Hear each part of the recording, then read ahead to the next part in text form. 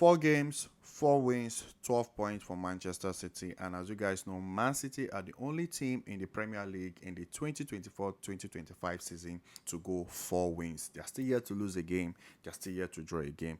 And that is very impressive. And as you guys know, also, whenever most teams come back from international break, they find it difficult to get into their rhythm. But for this game, Man City struggled within against Brentford. Man City struggled within the first 10 to 15 minutes. Brentford were putting us on pressure. We couldn't settle into the game. They scored their goal within 30 to 40 seconds. And when they scored their goal, I was like, not a game today, honestly. Because the last team to win us at the Etihad was Brentford. And it was a very poor clearance from John Stones. You can't really blame John Stones much. This is his first Premier League game for the season. He's really not that sharp. He needs more game time. So, but when Brentford got that goal, I was really worried. Honestly, I was really worried because the last team to win us at the Etihad was Brentford, and there's no easy team in the Premier League because Brentford are very good defensively. When they didn't have the ball, they had a five at the back, and sometimes breaking a five at the back is very, very difficult because they were making it difficult for us to break them down through the middle. But up, after the first 10 to 15 minutes, we started settling well into the game. We started making things happen. We started creating chance, and Erling Haaland made something out of nothing. And honestly, sometimes you need your strikers like that.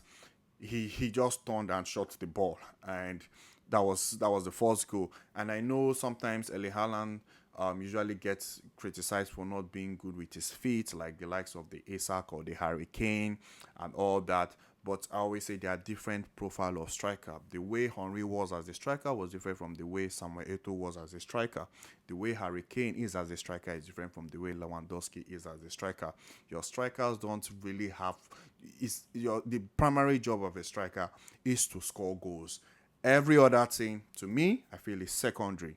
So for Erling Haaland, his strength might not be with playing with the ball with his feet, but even this season, you can tell he has actually improved when it even comes to playing with the ball with his feet. He has actually improved because he gave a very good pass to Jack Grealish in this game that almost led to a goal. His link-up play was actually very good. So this season, you can tell he's trying to put that into his game, puts that into his game. But in terms of running in behind, knowing where to be on the pitch, his positioning, everything, his hold up, like everything about Erling Haaland is good. Those are his strengths.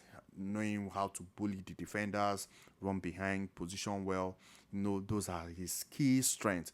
And today, when Ederson gave that ball to him, you could tell he bullied the guy, he ran in behind, and that finishing was superb. Like 4 games already, Erling Haaland has 9 goals. Erling Haaland has 9 goals in 4 games, and we're just at game four. We're just at game four. This guy already has 9 goals in 4 games. I would like you guys to let me know how many goals do you think Erling Haaland will score this season. My own prediction, I'm saying between 25 to 27, just Premier League goals. I say him doing between 25 to 27 for Premier League. But let me know in the comment section how many goals you think Erling Haaland will score. But Erling Haaland today had a very, very good game.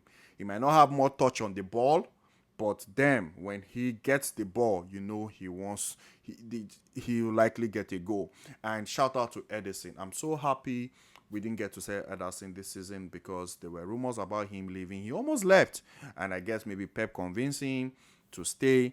And Ederson might not be as good as the likes of the Alisson and Martinez when it comes to saving balls because those guys are actually very good. But when it comes to distribution and something, his positioning and his saves, I don't think are really bad. I don't think he's bad like that. Honestly, he's actually good, but his distribution, positioning, and saves sometimes are actually very good. And today he showed that. He really showed that because he gave an assist. He gave an assist for Erling Haaland, and that was very, very good. So today, shout out to Ederson because in that first half, Brentford really put us on pressure, and they had like 3 to 4 clear-cut chances where he made very good saves. Brentford could have been 2 goals up, but Ederson came clutch. Now in the second half, Pep Guardiola made very, very good changes. He took out Rico Lewis, brought in Josko Vardiol. He took out Kovacic, of which I'm talking about Kovacic. He didn't really have to. That was a very bad tackle from Kovacic because I don't know why he had to do that. Very, very bad tackle from him, and he got a yellow card. So I was happy with the fact Pep took him out and brought in Rodri. And Rodri, we all know Rodri since the Euros, he has not played. He's been resting, and fair. I'm happy he's resting because Rodri has played so many games. Rodri actually need rest. Rodri need rest. And this game, I think he got to play like almost 15 minutes. And the next game is Inter Milan. So he needs those games now to start getting back into fitness. And after Inter Milan, we'll be playing Arsenal. But when Rodri came on, Brentford were not really having those. In the first half, they were having very good. They were countering us a lot, but in the second half, it didn't happen much. There was more control. Like everything just felt calm, and I'm like, what is it about Rodri? What is it about Rodri that just makes everything calm and collected, calm and good? Because when Rodri came, everything just felt calm. We dominated Brentford in that second half. Gundogan wasn't really into the game. He started getting into his rhythm as well. Man, Rodri, like, I'm just happy we have a player like that because when that guy came on, everything just went very good in the second half. Shout out to Savinho. He almost scored a goal. It didn't really work out for him. He got into very good attacking position. The goalkeeper in the second half, the Brentford goalkeeper in the second half felt like he came into his own game. So he made a very good save against Savinho, and so you could tell Savinho was like disappointed. He really, really wanted to score, but Savinho, despite not scoring, he had a very, very good game today. Like I can't really complain much for the players because all of them actually did well. To be honest, for me, all the players did well. Apart from that first 10 to 15 minutes in the first half where John Stones made that mistake. Yes, apart from that, I think they all did well. We all know that won't be the back line for the season. We can't make use of Rico Lewis, John Stones, and Akanji and Walker as our back line for this season because that would be a disaster. So you can tell Pep just had to rotate the team because I'm sure there'll be lots of games. There'll be lots of games coming up, and this was quite a big gamble with the squad Pep Guardiola put out there. But to be fair, it was a squad that had everything to win this game against Brentford, and it actually paid off. But I know for sure that won't be our backline. But for today, they still did well because there were moments where they couldn't clear the ball. Like I was like, what's going on? Was it Walker? Walker missed a clearance. John Stones couldn't clear the ball, and I'm like, what's going on here, guys? What's going on here? But despite that, they still did well. Honestly, they still did well.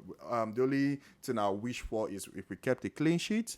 When it comes to defending, Arsenal are that like benchmark, like that team that everyone tried to be like defensively because Arsenal are very, very good defensively. If we can get our defense up there, just like Arsenal, where we limit teams not to have chance against us, that would be good because we're scoring goals, we're creating chance, but teams, I don't know, they just find a way to score against us. And for today, honestly, we did well as a team, not to end the game as a draw, but I'm very happy with the results. I wish we kept a clean sheet, but I don't know what's the problem with us and clean sheet. But we couldn't keep a clean sheet. I don't know. Man City and clean sheet, I really don't understand. But I actually wish we kept a clean sheet. But for today, I'm really happy with all the players. Apart from that first half display, I think the L did well for me. Rico Lewis, Kevin De Bruyne, Jack Grealish. Jack Grealish had moments he could have scored. Kovacic did well. Apart from that, yellow card, Eli Haaland, Sabinho, Akanji, John Stones, Walker, Ederson, they all did well today. 4 games, 4 wins, 12 points. Man, what more can we ask for? The only thing I just wish for from Man City is let's be very, very good defensively like Arsenal. Let's just be very, very good defensively. Limit teams, try not to give teams clear cut chance, but every other thing I think we're doing well. And I'm so happy for Erling Haaland because the rate at which Erling Haaland is going this season, like I said, I'm predicting Erling Haaland to do between 25 to 27 Premier League goals, just Premier League. And I said, you guys should let me know in the comment section how many goals do you think Erling Haaland will score. Over to next game is Inter Milan. And of course, it will be a very different team. Like I said, I don't think it will be that back line. But shout out to the boys. Very good results today. 3 points. And I can't ask for more. But let me know what you guys think in the comment section. And I'll see you guys in my next video.